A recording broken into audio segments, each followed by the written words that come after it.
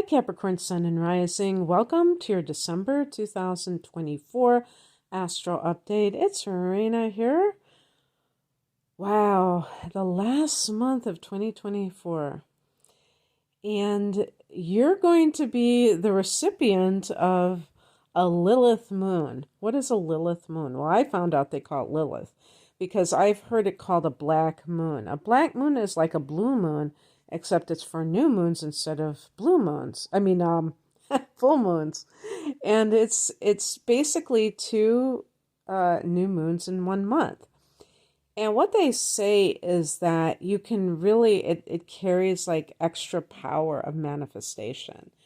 So the fact that it's in your sign is way cool, but that's at the end of the month. So I'm going to get ahead of myself if I start talking about that, but I'm just wetting your whistle, as they say.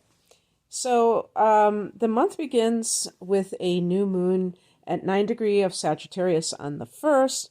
This is your 12th house. So this is new moons are new beginnings or new developments in this area. If you are thinking of, joining a spiritual class or taking some kind of course that has a spiritual theme, that really goes nicely with this time, with this particular beginning period of December. This can be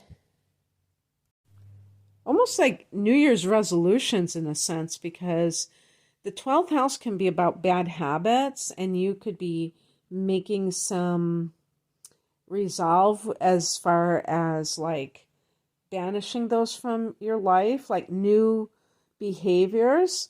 That's why I think, like the spiritual connection is really important, because a lot of times people try to white knuckle it and like, I'm going to, if it's some kind of addiction that they have, they're going to just try to do it on their own. And when you give it to God, and you're also doing things like meditation, which can be connected to the 12th house, and also solitude is connected to the 12th house, that can go a long way in helping you to break away from these things.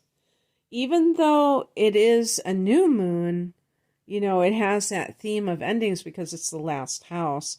And it is also about things that you might be not wanting to do that are connected. Because it's known as a house of undoing, self-undoing.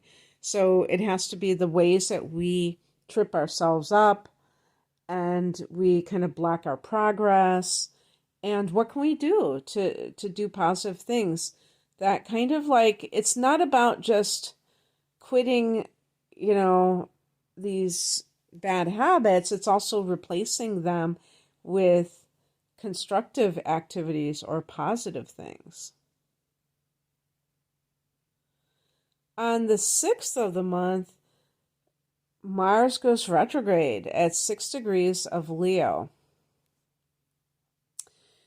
For you, this is the 8th house. So you're definitely, out of all the signs, the one that could very easily have some issue with like inheritance, or if you're getting divorced, shared resources, because that's what the 8th house represents. So as I record this in early November, Mars has already gone into Leo, so it's already gone into that house. If you're listening when I post this, Mars is in this 8th house already. And on the 6th, Mars goes retrograde at 6 degrees of Leo. So if you have some kind of, and it'll go back into it'll be going back into Cancer in January. And that's your 7th house, which is your marriage house, but also legal affairs. So I feel like one of the things, it's really important to look within with all the things that we do. Like Mars can be what motivates us. when we look at what are our reasons for doing what we do. Because a person who is, approaching, there may be this, Mars can be anger. Mars is one of the rulers of the 8th house in astrology with Pluto for the sign of Scorpio. And so the 8th house is a water house. And it can be very heavy emotionally, the 8th house. And when it goes retrograde, this is a time when you may feel your anger like building up inside. And it could be about some issues surrounding money that you feel you are entitled to. Maybe you feel that somebody else is trying to steal it from you, that it's not fair what is happening. And because you're an earth sign, this can even be more outrageous to you and really triggering. And when Mars goes retrograde, the anger turns towards ourselves. But it's a great time for shadow work, because the 8th house is about the shadow, and Mars can be about working on yourself. And that can include anger. Capricorn people tend to be rather nondescript when it comes to expressing emotions. One, you're an earth sign, but also you're ruled by Saturn. So it's Saturn is very controlled. And so a Capricorn person, I mean, of course you have to look at other factors like your moon and your Mars, your natal Mars signs to see and aspects to see how you deal with anger. But in general, the typical Capricorn person doesn't just fly off the handle. Unless you have the moon in Aries, maybe, then all bets are off. But anyway, it doesn't matter though, because everybody does get angry. That's the whole point. And it's all about learning how to work with that energy in a constructive way. On the 7th, the very next day, Neptune turns direct after having been retrograding for over 5 months in Pisces. And it goes direct at 27 degrees of Pisces. For Capricorns, this is the 3rd house. And you've had Neptune in this sector for many years, for 13 years at least. And this, I don't know, I think it was back in 2011 that Neptune went into Pisces. So I would ask you is if you feel that you are more intuitive than you were back then, if you are more creative, imaginative, if you have gotten involved in meditation in the past 13 years, because the 3rd house is the mundane mind or the mind itself. And when Neptune is here, the mind becomes less practical, but more mystical. But there can be a lot of wishful thinking, and you may have had in the past few months some sort of what we would call, what's that term?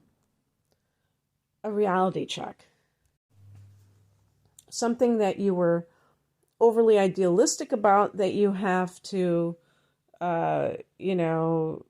balance with the reality of the situation. Actually, the 3rd house can be your siblings. So talking about money, fights, and things like that, if you are dealing with an inheritance, for instance, you may have seen another side of your siblings that was very disillusioning, or one of them. And now the rose-colored glasses come back on. But it's more idealistic again. And that's a good balance, because you don't want to be, you have Saturn that went direct here too back in November. So now you have Neptune going direct. And on the same day, Venus goes into Aquarius. Aquarius is a sign after you, so Venus will be in that second house at this time. And that's good because Venus rules the second house of earned income. So this can be the time for the next several weeks where money is easier for you to attract, just in time for the holidays. There might be some connection with that in certain instances too. On the 15th, we have a full moon at 23 degrees of Gemini, and this is the sixth house of health and work for you. What this can mean is that something comes into your awareness that is connected with work matters, and this can also involve coworkers. So in certain cases, if there have been some weird things going on, that could be indicating that, you find out exactly what's going on. I mean, there might be some people who decide to end their employment or who get laid off. That's always a possibility, but it's not the only one. So please, sometimes people write to me and say, because I mean, this could be like getting a promotion. And they said, so I'm either going to get fired or get a promotion. No, there maybe nothing discernible will happen. But full moons can bring drama to you. They can also bring expansion, growth, fertility. It all depends on your particular situation in that environment. Jupiter has been in this sixth house and will be until the middle of next year.